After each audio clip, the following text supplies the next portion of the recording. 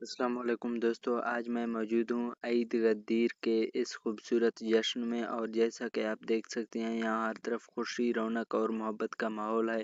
میرے ارد گرد سجی ہوئی گلیاں، روشنیاں اور خوشی مناتے ہوئے لوگ نظر آ رہے ہیں۔ بچے، نوجوان اور بزرگ سب اس جشن کی خوشیوں میں شریک ہیں۔ عید غدیر اسلامی تاریخ کے ایک اہم واقعے کی یاد دلاتی ہے۔ اس وجہ سے بہت سے مسلمان اس دن کو خاص عقیدت اور احترام کے ساتھ مناتے ہیں۔ آپ دیکھ سکتے ہیں کہ لوگ ایک دوسرے کو مبارکباد دے رہے ہیں، مٹھائیاں تقسیم کر رہے ہیں اور اپنی خوشیوں کا اظہار کر رہے ہیں۔ یہاں کا ماحول واقعی دل کو خوش کر دینے والا ہے۔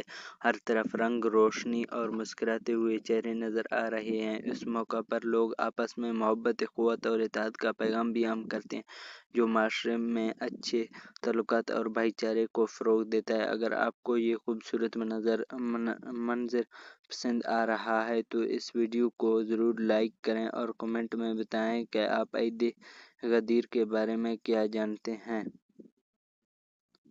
اللہ تعالی ہم سب کو محبت، اتحاد اور نیک اعمال کی توفیق عطا فرمائے، آمین۔ اب ہم آپ کو بتاتے ہیں کہ عید غدیر کیسے شروع ہوئی۔ عید غدیر کی ابتدا اسلام کے ایک بہت اہم تاریخی واقعے سے جڑی ہوئی ہے۔ عید غدیر کیسے شروع ہوئی؟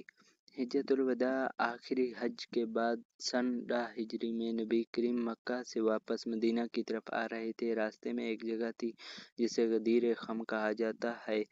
یہاں نبی کریم صلی اللہ علیہ وسلم نے تمام صحابہ کرام کو روکنے کا حکم دیا، کیونکہ ایک اہم پیغام دینا تھا۔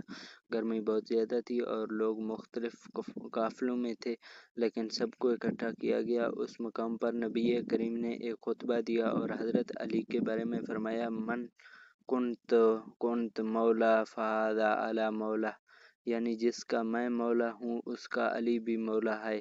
اس اعلان کے بعد صحابہ کرام نے حضرت علی کو مبارکباد دی اور خیمے لگائے گئے۔ اسی واقعے کی یاد میں بعض مسلمان 18 ذو الحج کو عید غدیر کے طور پر مناتے ہیں۔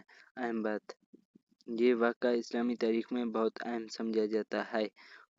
مختلف مکاتب فکر اس کی تشریح مختلف انداز میں کرتے ہیں، لیکن یہ واقعہ غدیر خم پر نبی کے خطبے سے منسوب ہے۔